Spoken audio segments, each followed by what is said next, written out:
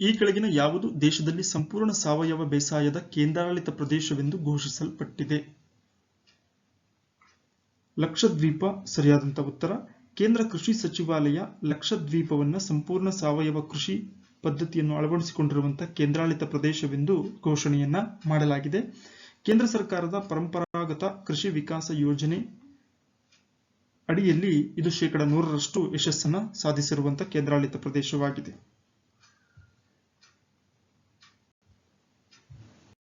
ಅಶ್ರಫ್ ಪಟೇಲ್ ಯಾವ ಕ್ಷೇತ್ರದಲ್ಲಿನ ಸಾಧಕರಾಗಿದ್ದಾರೆ? ಇವರು ಯುವ ಸಬಲೀಕರಣ ಕ್ಷೇತ್ರದ ಸಾಧಕರಾಗಿದ್ದಾರೆ.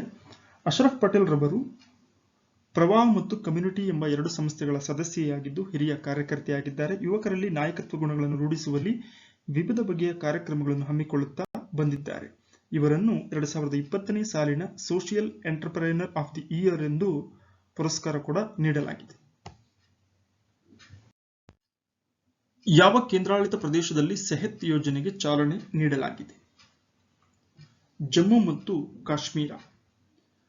ಆಯುಷ್ಮಾನ್ ಭಾರತ್ ಪ್ರಧಾನಮಂತ್ರಿ ಜನ ಆರೋಗ್ಯ ಯೋಜನೆಯ ಅಡಿಯಲ್ಲಿ ಸೆಹತ್ ಸ್ಕೀಮ್ ಅಥವಾ ಸೆಹತ್ ಯೋಜನೆ ಅಂತೇಳಿ ಜಾರಿಗೆ ತರಲಾಗಿದೆ. ಸಾಮಾಜಿಕ ಆರ್ಥಿಕ ಹಿಂದುಳಿದಂತಹ ಜನರಿಗೆ ಆರೋಗ್ಯ ಸೇವೆಯನ್ನು ಒದಗಿಸುವ ಸಲುವಾಗಿ ಜಮ್ಮು ಕಾಶ್ಮೀರದಲ್ಲಿ ಇದನ್ನ ಜಾರಿಗೆ ತರಲಾಗಿದೆ. ಪೋಷಣ್ ಅಭಿಯಾನವನ್ನು ಅನುಷ್ಠಾನಗೊಳಿಸುವ ಸಚಿವಾಲಯ ಯಾವುದು? ಮಹಿಳಾ ಮತ್ತು ಮಕ್ಕಳ ಅಭಿವೃದ್ಧಿ ಇಲಾಖೆ ಏನಿದೆ ಕೇಂದ್ರ, ಇದು ಪೋಷಣ್ ಅಭಿಯಾನ ಅನ್ನುವಂತಹ ಕಾರ್ಯಕ್ರಮವನ್ನು ಅನುಷ್ಠಾನಗೊಳಿಸುವಂತಹ ಸಚಿವಾಲಯವಾಗಿದೆ.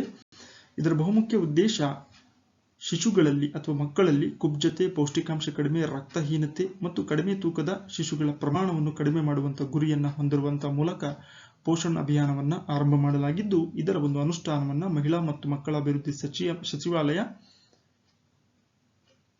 ಕೈಗೊಂಡಿದೆ. ಈ ಕೆಳಗಿನ ಯಾವ ಸಂಸ್ಥೆಯು ನಗರದಲ್ಲಿ ಗುಣಮಟ್ಟದ ಜೀವನ ಸೂಚಿಯನ್ನು ಬಿಡುಗಡೆ ಮಾಡಿದೆ ಅಥವಾ ಸೂಚ್ಯಂಕವನ್ನು ಬಿಡುಗಡೆ ಮಾಡಿದೆ? ಇದಕ್ಕೆ ಸರಿ ಉತ್ತರ ಐಐಟಿ ಬಾಂಬೆ. ಐಐಟಿ ಬಾಂಬೆಯ ಸಂಶೋಧಕರು ಭಾರತದ ವಿವಿಧ ನಗರಗಳಲ್ಲಿನ ಜೀವನದ ಗುಣಮಟ್ಟವನ್ನು ಹೋಲಿಸುವ ನಗರ ಗುಣಮಟ್ಟದ ಜೀವನ ಸೂಚ್ಯಂಕವನ್ನು ಸಂಕಲಿಸಿ ಬಿಡುಗಡೆಯನ್ನ ಮಾಡಿದ್ದಾರೆ. ಈ ಒಂದು ಸೂಚ್ಯಂಕವನ್ನು ತಯಾರಿಸೋಕೆ ನಗರ ವ್ಯಾಪ್ತಿಯಲ್ಲಿ ನೀರಿನ ಬಳಕೆ ಇರಬಹುದು ಅಥವಾ ನೀರಿನ ಪೂರೈಕೆ, ವಿದ್ಯುತ್, ಸಾಕ್ಷರತಾ ದರ, ಉದ್ಯೋಗ ದರ ಈ ಮುಂತಾದ ವರ್ಗಗಳನ್ನು ಆಧರಿಸಿ ಶ್ರೇಣಿಗಳನ್ನ ನೀಡಲಾಗಿದೆ. ಅದರಂತೆ ಭಾರತದ ಮುಂಬೈ ಈ ಒಂದು ಸೂಚ್ಯಂಕದಲ್ಲಿ ಅಗ್ರಸ್ಥಾನದಲ್ಲಿದ್ದು, ನಂತರದ ಸ್ಥಾನವನ್ನ ದೆಹಲಿ, ಕೋಲ್ಕತ್ತಾ, ಚೆನ್ನೈ ಪಡೆದುಕೊಂಡಿವೆ. ಕೃಷಿ ವೆಚ್ಚ ಮತ್ತು ಬೆಲೆಗಳ ಆಯೋಗವು ಈ ಕೆಳಗಿನ ಯಾವುದನ್ನು ನಿರ್ಧರಿಸುತ್ತದೆ? 22 ಕಡ್ಡಾಯ ಬೆಳೆಗಳ ಕನಿಷ್ಠ ಬೆಂಬಲ ಬೆಲೆಯನ್ನ ಶಿಫಾರಸು ಮಾಡುವಂತ ಅಧಿಕಾರವನ್ನು ಕೃಷಿ ವೆಚ್ಚ ಮತ್ತು ಬೆಲೆಗಳ ಆಯೋಗವು ಹೊಂದಿದೆ. ಪ್ರತಿ ವರ್ಷ 22 ಕಡ್ಡಾಯ ಬೆಲೆಗಳಿಗೆ ಕನಿಷ್ಠ ಬೆಂಬಲ ಬೆಲೆಯನ್ನು ಸರ್ಕಾರ ಘೋಷಣೆಯನ್ನ ಮಾಡುತ್ತೆ. ಇದನ್ನು ಶಿಫಾರಸು ಮಾಡುವಂತದ್ದು ಕೃಷಿ ವೆಚ್ಚ ಮತ್ತು ಬೆಲೆಗಳ ಆಯೋಗವಾಗಿದೆ. ಮಿಷನ್ ಒಲಿಂಪಿಕ್ ಸೆಲ್ ಸಂಸ್ಥೆಯ ಬಹುಮುಖ್ಯ ಗುರಿ ಏನು? ನೀಡಿರುವಂತಹ ಆಯ್ಕೆಗಳಲ್ಲಿ ಆಯ್ಕೆ 1 ಮತ್ತು 3 ಅಂದ್ರೆ 2024ರಲ್ಲಿ ನಡೆಯಲಿರುವಂತಹ ಒಲಿಂಪಿಕ್ಸ್ ನಲ್ಲಿ ಪದಕ ಗೆಲ್ಲಬಹುದಾದಂತಹ ಕ್ರೀಡಾಪಟುಗಳನ್ನು ಗುರುತಿಸುವುದು ಈ ಒಂದು ಸಂಸ್ಥೆಯ ಬಹುಮುಖ್ಯ ಗುರಿ. ಹಾಗೆಯೇ ಟಾಪ್ಸ್ ಯೋಜನೆಯಡಿ ಆಯ್ಕೆಯಾದ ಕ್ರೀಡಾಪಟುಗಳಿಗೆ ಸಹಾಯವನ್ನ ಮಾಡುವುದು. ಟಾಪ್ಸ್ ಯೋಜನೆಯ ಪೂರ್ಣ ರೂಪ ಟಾರ್ಗೆಟ್ ಒಲಿಂಪಿಕ್ ಪೋಡಿಯಂ ಸ್ಕೀಮ್ ಅಂತ ಕರಿತೀವಿ. ಒಲಿಂಪಿಕ್ ಕ್ರೀಡಾಕೂಟವನ್ನ ದೃಷ್ಟಿಯಲ್ಲಿಟ್ಟುಕೊಂಡು ಭಾರತದ ಕ್ರೀಡಾಪಟುಗಳನ್ನ ತಯಾರು ಮಾಡುವಂತಹ ಕೆಲಸವನ್ನ ಈ ಒಂದು ಸಂಸ್ಥೆಗಳು ಮಾಡ್ತವೆ. ಅಶೋಕ್ ದಳವಾಯಿ ಸಮಿತಿಯ ಉದ್ದೇಶ ಯಾವುದಾಗಿದೆ? ರೈತರ ಆದಾಯವನ್ನು ದ್ವಿಗುಣಗೊಳಿಸುವುದು. 2022ರ ವೇಳೆಗೆ ರೈತರ ಆದಾಯವನ್ನು ದ್ವಿಗುಣಗೊಳಿಸಲು ಅದಕ್ಕೆ ಸಂಬಂಧಪಟ್ಟಂತ ನೀಲಿ ನಕ್ಷೆಯನ್ನು ತಯಾರಿಸಲು ಕೇಂದ್ರ ಸರ್ಕಾರ ಅಶೋಕ್ ದಳವಾಯಿ ನೇತೃತ್ವದ ಅಂತರ್ ಸಚಿವಾಲಯ ಸಮಿತಿಯನ್ನ ರಚಿಸಿತ್ತು. ಈ ಸಮಿತಿಯು ತನ್ನ ಅಂತಿಮ ವರದಿಯನ್ನ 2018 ಸೆಪ್ಟೆಂಬರ್ನಲ್ಲಿ ಸರ್ಕಾರಕ್ಕೆ ಸಲ್ಲಿಸಿತು. ಅಂತಾರಾಷ್ಟ್ರೀಯ ನ್ಯಾಯಾಲಯದಲ್ಲಿರುವಂತಹ ನ್ಯಾಯಾಧೀಶರ ಸಂಖ್ಯೆ ಎಷ್ಟು? 15 ಸರಿಯಾದಂತಹ ಉತ್ತರ. ಅಂತಾರಾಷ್ಟ್ರೀಯ ನ್ಯಾಯಾಲಯವು ವಿಶ್ವಸಂಸ್ಥೆಯ ಪ್ರಮುಖ ನ್ಯಾಯಾಂಗ ಅಂಗವಾಗಿದ್ದು, ಇದನ್ನು ವಿಶ್ವಸಂಸ್ಥೆಯ ಚಾರ್ಟರ್ ಮೂಲಕ ಸ್ಥಾಪಿಸಲಾಗಿದೆ.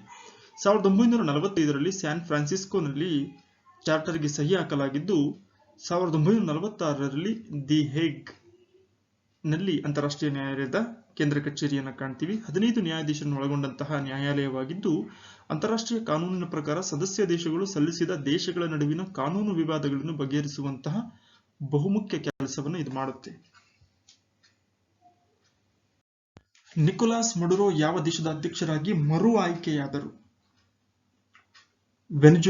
ವೆನಿಜುವೆಲಾದಲ್ಲಿ ಇತ್ತೀಚೆಗೆ ನಡೆದ ಚುನಾವಣೆಯಲ್ಲಿ ಆಡಳಿತಾರೂಢ ಸೋಷಿಯಲಿಸ್ಟ್ ಪಕ್ಷದ ಮುಖಂಡ ನಿಕೋಲಾಸ್ ಮಡುರೋರವರು ಮತ್ತೊಂದು ಅವಧಿಗೆ ಅಧ್ಯಕ್ಷರಾಗಿ ಆಯ್ಕೆಯನ್ನ ಹೊಂದಿದ್ದಾರೆ. ನೆಸೆಟ್ ಎಂಬುದು ಯಾವ ದೇಶದ ಸಂಸತ್ತಿನ ಹೆಸರಾಗಿದೆ? ಇದಕ್ಕೆ ಸರಿ ಉತ್ತರ ಇಸ್ರೇಲ್ ದೇಶದ ಸಂಸತ್ತಿನ ಹೆಸರು ನೆಸೆಟ್ ಎಂಬುದಾಗಿದೆ. ಇಸ್ರೇಲ್ನ ಬೆಂಜಮಿನ್ ನೆತನ್ಯಾಹು ಪ್ರಧಾನಿ ಹುದ್ದೆಯಲ್ಲಿ ಇರುವಂತಹ ವ್ಯಕ್ತಿಯಾಗಿದ್ದಾರೆ. ಫ್ರೋಡ್ಸ್ ಇದು ಯಾವ ದೇಶದ ಬಾಹ್ಯಾಕಾಶ ಸಂಸ್ಥೆಯ ಹೆಸರಾಗಿದೆ? ಸರಿ ಉತ್ತರ ಬ್ರೆಜಿಲ್ನ ಬಾಹ್ಯಾಕಾಶ ಸಂಸ್ಥೆಯ ಹೆಸರು ಫ್ರೋಡ್ಸ್ ಎಂಬುದಾಗಿದೆ. 2019 ಆಗಸ್ಟ್ನಿಂದ 2020 ಆಗಸ್ಟ್ ವರೆಗಿನ ಒಂದು ವರ್ಷದ ಅವಧಿಯಲ್ಲಿ ಬ್ರೆಜಿಲ್ನ ಅಮೆಜಾನ್ ಮಳೆಕಾಡು ಅರಣ್ಯ ಪ್ರದೇಶ ಬರಿದಾಗಿದೆ ಎಂದು ಬ್ರೆಜಿಲ್ನ ಬಾಹ್ಯಾಕಾಶ ಸಂಸ್ಥೆ ಫ್ರೋಡ್ಸ್ ಮಾನಿಟರಿಂಗ್ ಪ್ರೋಗ್ರಾಂ ಮಾಹಿತಿಯನ್ನ ನೀಡಿತ್ತು. ಆ ಸಂದರ್ಭದಲ್ಲಿ ಈ ಒಂದು ಸಂಸ್ಥೆಯ ಸುದ್ದಿಯಾಗಿತ್ತು. ಇತ್ತೀಚೆಗೆ ಸುದ್ದಿಯಲ್ಲಿದ್ದ ಜಿಮ್ಮಿ ಲೈ ಯಾವ ಕ್ಷೇತ್ರದ ಸಾಧಕರಾಗಿದ್ದಾರೆ? ಮಾಧ್ಯಮ ಕ್ಷೇತ್ರದ ಸಾಧಕರಾಗಿದ್ದಾರೆ. ಜಿಮ್ಮಿ ಲೈ ಹಾಂಗ್ಕಾಂಗ್ನ ಹೆಸರಾಂತ ಮಾಧ್ಯಮ ಕ್ಷೇತ್ರದ ಸಾಧಕರು. ಆಪಲ್ ಡೇಲಿ ಎನ್ನುವಂತಹ ದಿನಪತ್ರಿಕೆಯ ಮಾಲೀಕರಾಗಿದ್ದಾರೆ. ಇತ್ತೀಚೆಗೆ ಸುದ್ದಿಯಲ್ಲಿದ್ದ ಬಾಸಂಚಾರ್ ದ್ವೀಪ ಪ್ರದೇಶ ಯಾವ ದೇಶದಲ್ಲಿದೆ? ಬಾಂಗ್ಲಾದೇಶ ಸರಿಯಾದಂತ ಉತ್ತರ. ಬಾಸಂಚಾರ್ ಇದು ಬಾಂಗ್ಲಾದೇಶದಲ್ಲಿನ ದ್ವೀಪ ಪ್ರದೇಶವಾಗಿದ್ದು ಮೇಘನಾ ನದಿಯ ಹತ್ತಿರದಲ್ಲಿರುವಂತಹ ಪ್ರದೇಶವಾಗಿದೆ.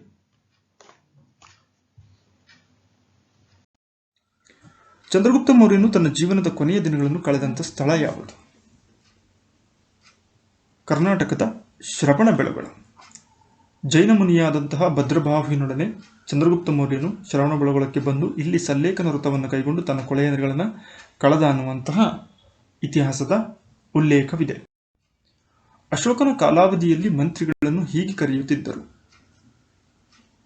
ಅಮಾತ್ಯರು ಅನ್ನುವಂತಹ ಪದದಿಂದ ಮಂತ್ರಿಗಳನ್ನ ಕರೆಯಲಾಗುತ್ತಿತ್ತು ಅಥವಾ ಮಂತ್ರಿಗಳ ಹುದ್ದೆಗೆ ಆಗಿದ್ದಂತಹ ಹೆಸರು ಅಮಾತ್ಯರು.